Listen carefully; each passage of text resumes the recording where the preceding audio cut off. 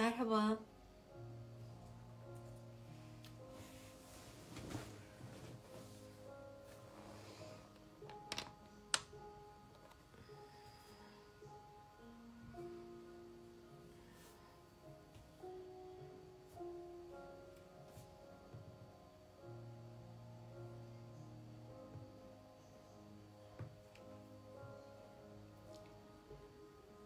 Merhaba, hoş geldiniz. Dedim bir canlı yayın yapalım.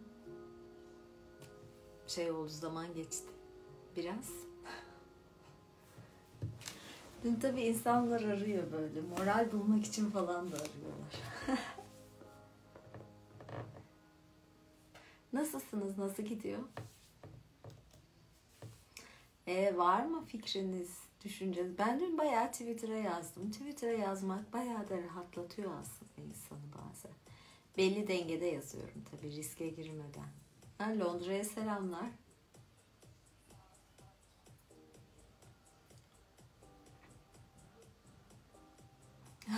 Ayak hocamı soruyorlar. Hadi bulabilirsen, bir sürü renk sürdüm.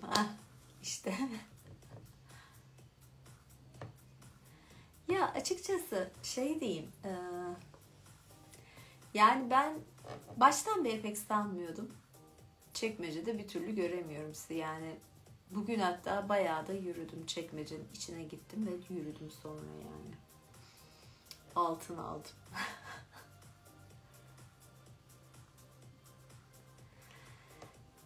Teşekkür ederim. Açıkçası ben bu seçimden hani muhalefetin kazanmasını beklemiyordum. Tamam. Benim vereceğim oy belli olabilir ama değildi yani. Çok umudum yoktu. Bir ara böyle biraz umutlandım. İnsanlar çok fazla umut içindeydi. Kimsenin şeyini de bozmak istemedim. Sadece olay adayla da ilgili değil. 8 doğum günüm 1 Haziran'dı, Perşembe günü. Evet, seçimde gördü. O olsaydı, bu olsaydı, şu söyleniyordu astrolojik olarak. Hani değişim diyen astrologlar da oldu. Bazıları evet, rozet için de teşekkürler. Rozetleri alabiliriz. Şöyle bir şey var. Şimdi bazı astrologlar Kemal Kılıçdaroğlu'nun haritasına bakıp ellerinde bildiği kadar bakıp transitleri bu sene bir zafer kazanmasını göstermiyordu diyorlar. Yani sıkıntılı süreçleri var ve o yüzden seçimi kazanamaz. Yani adamın yıldız haritasında bir zafer gözükmüyordu. Öyle olduğu için tabii yani kimse de siyasette birini aday gösterirken astrologlara danışmıyor. Kazanamadı. Aslında bir değişim de olabilirdi. Belki başka adayla bir ihtimal ama zaten aslında olay o olsaydı kazanırdık, bu olsaydı kazanırdık falandan ziyade şöyle diyeyim, olması gereken oluyor, yaşanması gereken yaşanıyor. Belli düzenler var, dönemler var ve süreçler var. Yani baktığınız zaman halka ya da sokağa çıktığınızda herkesi çok düzgün mü görüyorsunuz? Herkes yani bir sürü uçakta bile o kadar saçma geliyor ki yani uçağa biniyorsun orada belli bir seviye olur diye tahmin edersin değil mi? Ay yok yani insanlar hemen kalkıyorlar falan. Garip sıralar bekliyorsun. Olmadık şeyler görüyorsun. İnsanlar daha belli bir saygıyı, medeniyeti bir şey kazanmamışlar. Ve bakıyorsun da aslında gücü eline alan, gücü ele geçiren bunu kötüye de kullanıyor. Yani hani derler ya insan için çiğ süt emmiş falan. Bu da geçerli. Halkın eğitimsizliği falan da var. Yani çok fazla var ve bir şekilde dibe batmadan çıkış olmuyor. Bu da daha yaşanmadı tam olarak. Ayrıca tüm bu 20 yılın belli bir faturası var. Bu faturada zaten kazansaydı muhalefete kesilecekti. Çok da olmayacaktı. Dediğim gibi sistemi anlaması, etmesi falan ona kadar yani o yığını da yine kaldıracak olan o enkazı ya da kaldırmaya çalışacak olan da yine olacaktır büyük ihtimal AKP. Instagram Premium bende açılmadı sanırım. Bilmiyorum. Ha dışarı. Şöyle bir şey, çocuklar bile siyaset konuşuyor. Eskiden çocuklar top oynardı. Biz saklambaç oynardık. Bir şeyleri oynardık. Dansa davet oynardık ergenken. Ama siyaset falan, Demirel onu demiş falan konuşmazdık. Ha YTP'yi tabii forever. YTP nerede bakayım benim. Hop düşmeyeyim yine. YTP çok yüksek değil ama yine de bir topukluluğu var ve rahat. Bu gayet mecliste giyilebilir bir ayakkabı. Yani evet. Şey yaparsam nasıl CHP'de veriyor vekil bolca. Şey varmış ya, hala DSP varmış ve DSP Cumhur İttifakı'nda. Sol var yani, o kadar yoğun değil, şey değil yani, iktidara gelmiş bir sol var. Ne kadar varsa. Yani işte dediğim gibi zaten bu krizin faturası falan şeyde olacak. Yine iktidara kesilecek ve ben sanmıyorum ki bu seçim, yani bu haliyle ne kadar meclise almış da olsalar, yani 2 sene sonraya ben bir seçim bekliyorum, yine erken seçim. Ha, gelir seviyesi artınca saygılı olabiliriz. Sanmıyorum o kadar. Bu sefer de daha görgüsüz, sonradan görme kimseler olarak olur. Daha fazla para harcayarak. Yani dün buralarda o kadar kornalarla gezdiler. Kornayı çalması için yine bir arabası olması lazım. Günümüz şartlarında da araba sahibi olmak zor. Eskiden kalmış Doblolar falan olabilir, bilmiyorum. Ama yani şey değil, sadece para değil. O zaman bakarsanız bir sürü Mehmet Cengizler falan da bayağı bir para kazandı. Ya da Araplarda da para çok. Olay bu değil. Nokta atar mısınız mı? Ha, bana diyor sandım. Yani dediğim gibi bu çok dayanamayacağı için bu süreç, bu konjonktür, bir de sağlık sorunu da var yani baştakinin. O çok belli bir şey. Ve ben şeyi sanmıyorum yani 1 sene, 1,5 sene falan hani sağlık şeyiyle el verir. Yani diyorum ya, 2 seneye erken seçim. Topuklu ayakkabı nerede icat edildi? Fransa'da diye biliyorum. Fransa'da tabii daha farklı, ya da platform topuklar için. Çünkü tuvaletlerini falan sokağa attıklarından ve o tuvaletlere, şeylere, dışkılara basmamak için yüksek topuk ve kalın kalın giyiyorlarmış ki ayaklarına şey gelmesin, dışkı gelmesin diye. Böyle bir şey biliyordum, tarihi bilgi bilmiyorum. Şey mi? Ne yırtılması be? Oh. Evet, Fransa dedim zaten, bildim, başka kişi de şey diyorsa da. Ölene kadar reis. İşte ben de diyorum, o ölene kadar durumu 2 sene maksimum. Yani anlayabilirim sonuçta, yani bizim de hastamız var. Ne gibi durumlar olduğunu biliyorum. Tabii Allah şifa versin ama herkesin bir ömrü var. Takdiri ilahi derler ya. Öyle olunca da kimse de sonsuza kadar yaşamayacak. Süleyman'a da kalmadı bu dünya. Ben bayağı elimde de tamam, bir dahaki 2 sene sonraya YTP'yi kurmam lazım. Yani 2 seneye beklemeyeyim. Premium bende açılmadı herhalde, bilmiyorum. Evlilik teklif ediyormuş biri. Teşekkür ederim. Nedir? Şeyiniz var mı? OnlyFans kullanmıyorum. Var mı şeyiniz? Emekli maaşı, ev falan evlilik teklif ediyorsanız, ama zaten çok beklersiniz. Pek de kabul etmiyorum. Pek evlilikle işim yok. Evet. B demedim ben ya.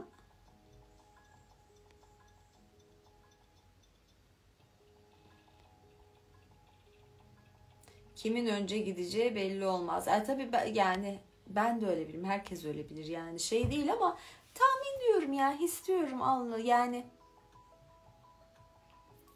hayır, OnlyFans düşünmüyorum.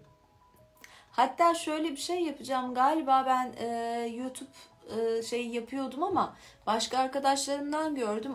Bazı hesaplar bayağı yüksek ücretleri varmış. Ben yani bayağı uygun kalmışım. Patreon'da DM'lere yani bakarım, her gün her zaman yapmıyorum. Üyeliği çok pahalı, hatta şey diyorlardı da bilmiyorum yani, belki daha şey ya da bir üst üyelik daha getireceğim, ona göre bir denge yapmam lazım. Yani bir tanesini kaldırıp arttırabilirdim, öyle yap diyorlardı ama. Niye tebrik etmedim? Etmek zorunda mıyım? Yani ben devlette iş yapmıyorum. Vergimi veriyorum. Bir ihale almıyorum. Bir korkum yok. Kimseye yaranmak zorunda değilim.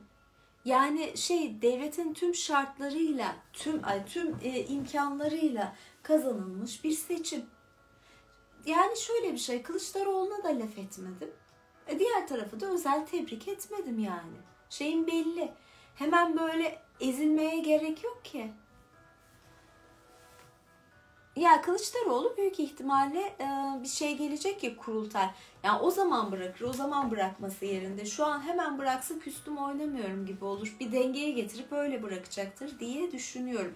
Bir de düşünürseniz bir sürü rehin saçma şekilde şey verdik. Neydi adı? Milletvekili verdik yani şeylere. Bu sağ partilere. Önümüzdeki sene bir anayasa değişimi falan derlerse onların oylarını satın alabilirler mi diye düşünüyorum. Sonuçta onlar da eskiden AKP'liydi. Ya şey de ederim ya, iyi edeyim yani, tebrik etmek büyütür falan ama dünkü hislerimle tebrik etmek istemiyordum ki beklediğim bir sonuçtu. Ben biraz daha işe şeye de vuruyorum yani, eleştirilerimi yapıyorum. Ay, yani bırakacağım, 74 yaşına gelmiş, torun sevsin artık o da. Yani belli bir haksız rekabet vardı. TRT'deki çıkma şeylerine falan bakarsanız kim ne kadar çıktı. Yani bir yalan üzerine şeyler yapılıyor, kampanyalar falan. O yüzden yani gerek yok ezilip eğilmeye, kalkmaya yani. Neysem oyum. Ama ben şöyle bir şey, muhalefeti de sert eleştiriyordum. Seçim boyunca özellikle şeyde durmadım. Yani yoksa ben o altılı masanın üçünü hiç istemiyordum. Hiç gerek yok diyordum. Yani hani Saadet'te olsun o dedi. Yani yoksa ben sadece Kılıçdaroğlu ve Meral Akşener okeydi yani benim için. O ikisi olsun. Gerek yok diye düşünüyordum. Bir sürü şey, koltuk dağıttılar. Hani bir yerden sonra şey kaldık, hani desteklemek açısından. Ya TikTok açmıştım ben. Ya TikTok'ta çok garip garip şeyler oluyordu. Yani TikTok'ta 2 tane şöyle bacağımı uzatıyorum, şöyle bir şey falan olsun. Şey oluyor, video yasaklanıyor. Ya da işte şey, yani çorap şöyle gösteriyorsun, bir şey yapıyorsun falan, çok saçma şekilde şey oldu TikTok. Yani bunları yasakladı. Hiç doğru dürüst bir müzik yok. Yani hiç bilmediğim müzikler. İstediğim müziği koyamadım. Yoksa Instagram'da koyduklarımı oraya da koyayım dedim ama dediğim gibi bilmediğim rap parçaları, yani ben şey kaldım, boomer kaldım herhalde TikTok için. O yüzden TikTok'u kullanmıyorum. Yoksa hesabım var ama yani bana şey geldi, ucuz geldi. Bir de bir sürü bana şey atmışlar oradan, hani bonus, böyle rozet falan.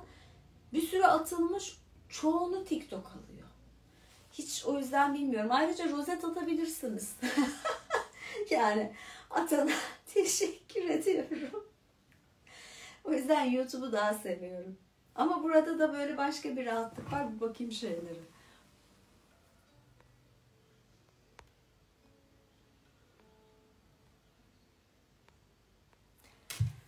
Siz bunu neye göre diyorsunuz? İslamiyet'e saygınız olmadığı. Tam tersidir. Alakası yoktur. Yani siz benim inancımı da bilemezsiniz.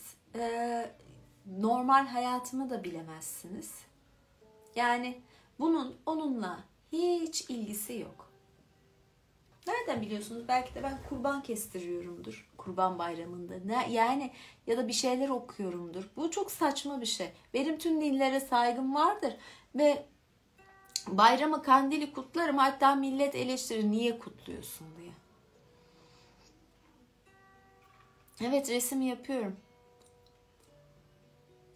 Yani şeydir. Evet, tebrik de ben kimseye şey de yapmam ayrıca. Allah şifa versin derim. Yani şu an mesela hastalık var, gözüküyor, belli oluyor. Yani Allah tüm hastalara şifa versin derim, geçerim.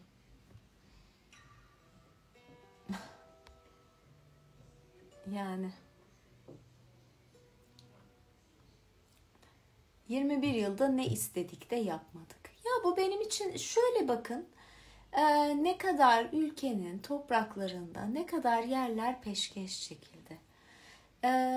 Eskiden bir asgari ücretle alınabilen altınla şu an alınabilen altını kıyaslayın.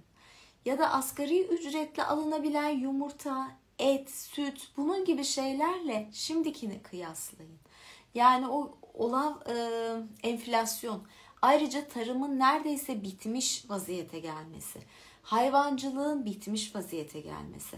Bugün mesela öğrendim hisseli şekilde danaya giriyorlarmış ya insanlar hani Kurban Bayramı'nda. Sadece dana hissesi bir hisse galiba 15 binmiş.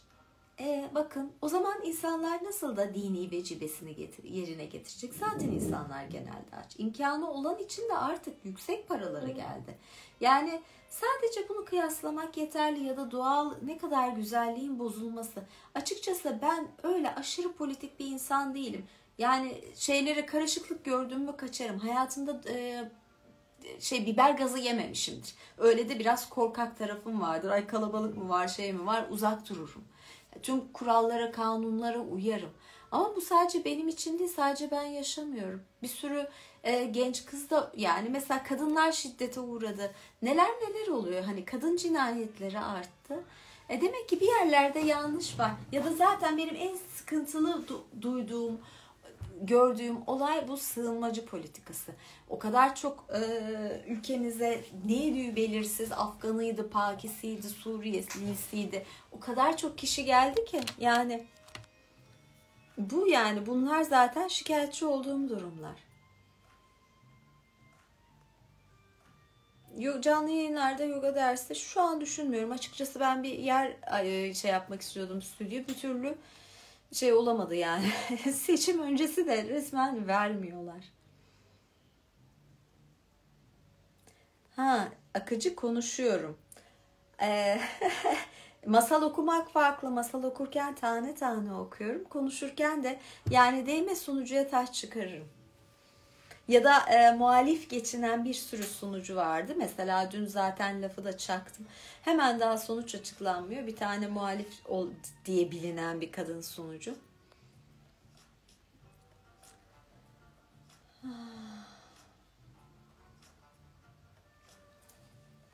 Rembrandt mı Van Gogh mu? Ya ikisinin tarzı o kadar farklıdır ki. Yani Rembrandt'ın resimleri baroktur. Van Gogh ise ekspresyonisttir. Ekspresyonist olduğu zaman içinde duygu vardır ve renkler vardır. Rembrandt ise orada karanlıktan çıkan bir ışıktır. Farklıdır yani. Yapamam, kıyas kabul edemem. İkisini de severim. Ben aday olsam yani bilmem. Yani evet artık bırakalım siyaseti.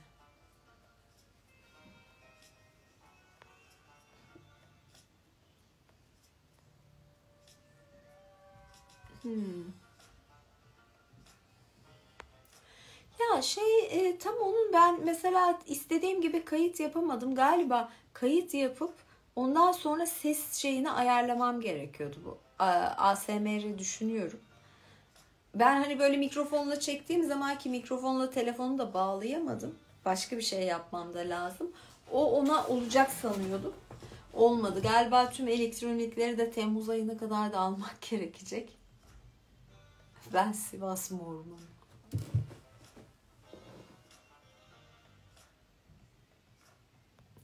Cumhurbaşkanı olsam nasıl bir strateji izlerdim? Ya hmm, illa böyle kalplerle falan olmuyor. Yani diyebilirim. Hmm, ya bu işler zor bir profesyonel ekiple olur ama o kadar doldurmazdım. FETÖ eskisini doldurmazdım bir kere.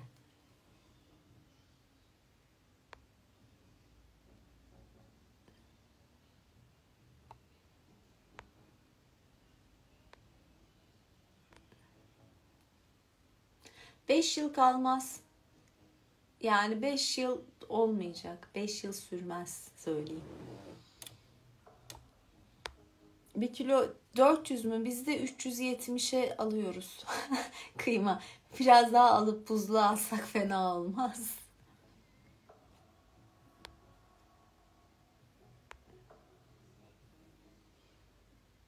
Ya ülkeyi terk etmeyi düşünmüyorum ya. Nereye gideceğim? Şeyi de anlamıyorum ki öyle bir şey ki ben ressamım, her yere gidebilirim. Yani geçen mesela şey olmuştu. Miami'de bir ev ile Bağcılar'da bir evin fiyatı aynıymış. Yurt dışında izin alıp şey yapabilirsem dışarıda ev almak belki de daha kolaya gelecek ama yani gitmek midir? Olay bu mu yani? Milli savunma konusunda bir yorum yapamam. Doğalgaz gerçekten çıkmış. Petrolü bilmiyorum, o da olabilir ama doğalgazın gerçekten çıktığını biliyorum. Bir arkadaşım, yani fotoğraftan bir arkadaşım, o Karadeniz'deki yere gittiler, fotoğraf çektiler, o gerçek. Ama bu bizim, yani şöyle söyleyeyim, Türk halkının bir şeyiydi, kazancı da, yani orada doğalgaz çıkması.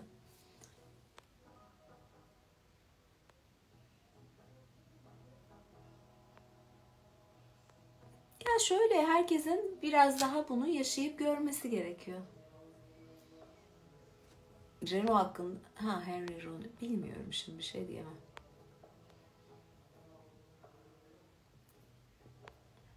Aynı sorular mı dönüyor dolaşıyor?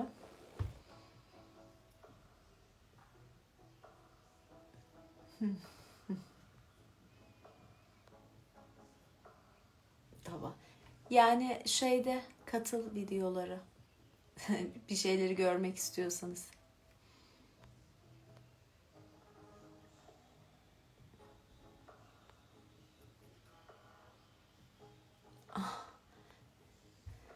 Siz kimsiniz Hüseyin Bey? Yani hani böyle evlilik teklif ettiniz de yani. Ayrıca ben bu zamana kadar hiç evlilik teklif edilmediği için mi evlenmedim? Kendi istediğim ya da buna uygun kişiyi görmediğim, bulmadığım için mi evlenmedim mesela?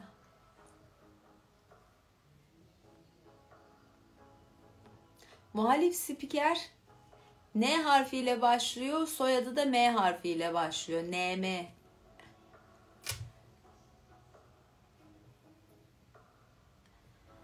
Ay ay.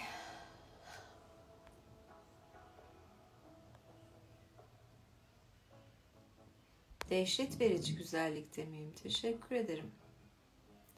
Kitap yazmak istiyorum. O yüzden birazcık şeyden uzaklaşmam lazım. Yani evden uzaklaşmak, yani şöyle biraz daha sakinlikte kafa dinleyip o şekilde konsantre olurum kitap yazmak için. Yoksa kafamda bir şey var, başladığımda bir şey var ama bir türlü şey yapamadım, yani yazamadım.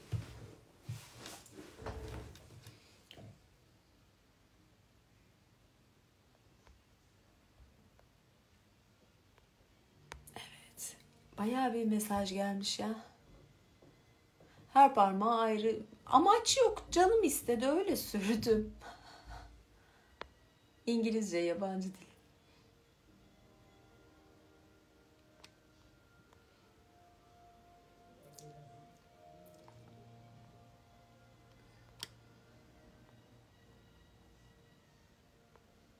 Yani ben de benzer şeyleri bak bazen insanlara diyorum. Bayağı bir böyle arada küfürleşiyorsunuz sanırım. Neler oluyor?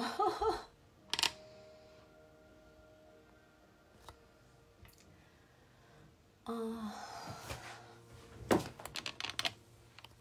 şöyle birazcık. Saçlarımı hiç boyatmadım. Sıfır boya, yani şimdiye kadar da hiç boyamadım. O yüzden o yumuşaklığı ve doğallığı duruyor. Ben bayağı geriden geliyorum galiba sorular için.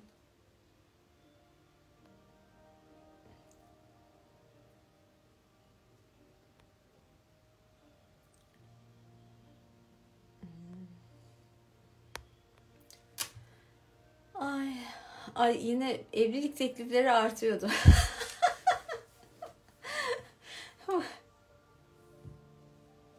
Bekar kadınları sahiplendireceğiz. Şimdi benim yaşım geldi 4+4. Bu yaştan sonra beni de sahiplendirecekler mi? Ailem var. Ailem bakıyor şuna bana şu günlerde. İşte 2 öğün mamam var. İşte kum yerine bunları ne şey aşılarım şeydi yani Covid aşısı BioNTech olmadım. Bunları falan kimliğe şey gibi yazılacak herhalde. Dişleri kendi dişi falan. Dişine bakarlar, şey yaparlar.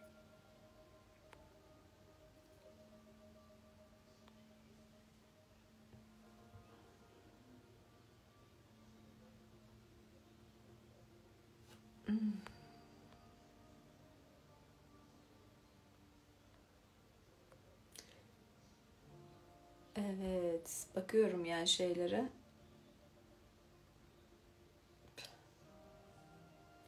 Köpek yok ya normal yani köpek falan gezdirmekle uğraşamam.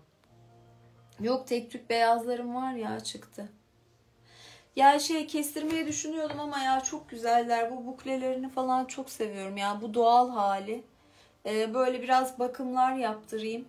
Şey yaptırayım kolajen falan dün Hindistan cevizi sürdüm.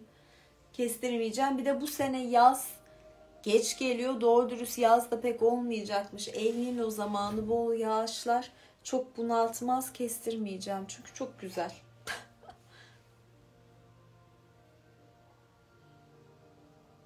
Yani. Apartman hediye edecek çıktı. Aa, günlük beslenme rutinim işte. Geç kahvaltı, erken akşam yemeği.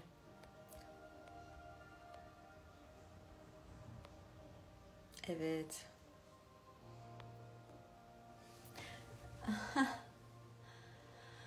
Ay, ne renk hoca var diyorsunuz. Alın.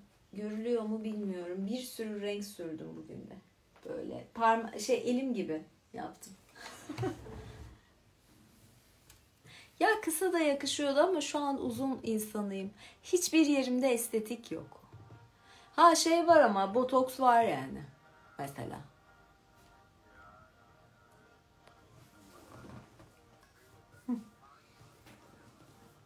Ya yorumlarda neden abaza çok bilmiyorum işte Türk halkının bir şeyi. Bir tarafı. Yani yabancılarda da vardır. Apartman olmaz saray. Ya şöyle bir şey anlaşalım. Ben en az 1 dönüm toprak olsun. Verimli güzel toprak. Ya ortasında şey alabilirim. Yani 150 metrekare ev falan okey yani. Verandalı falan olsun. Ama şey istiyorum yani bahçe içinde. Evet. Piercing ve hızma da yok. Sadece kulağım deliktir bir tane. İnce çoraplılar için katıla gelin. YouTube kanalım ve katıl. Yalnız böyle şey diyorsunuz burada da hiç gerçekten yani YouTube'da daha şeyler oluyor hediyeler falan.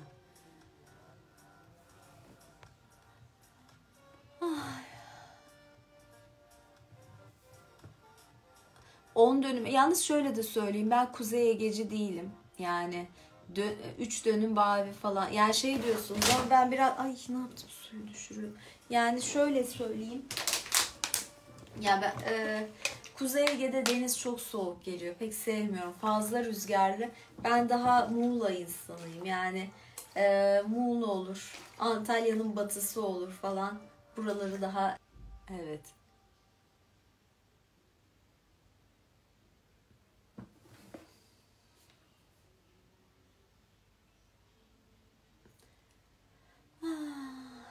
Evet. Bugünlük bu kadar. Dedim şöyle bir ufak bir yayın açayım.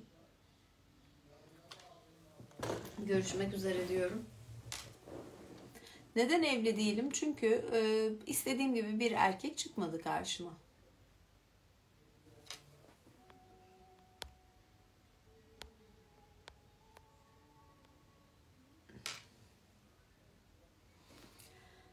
Herkese iyi akşamlar diliyorum. Ben biraz resim yapayım.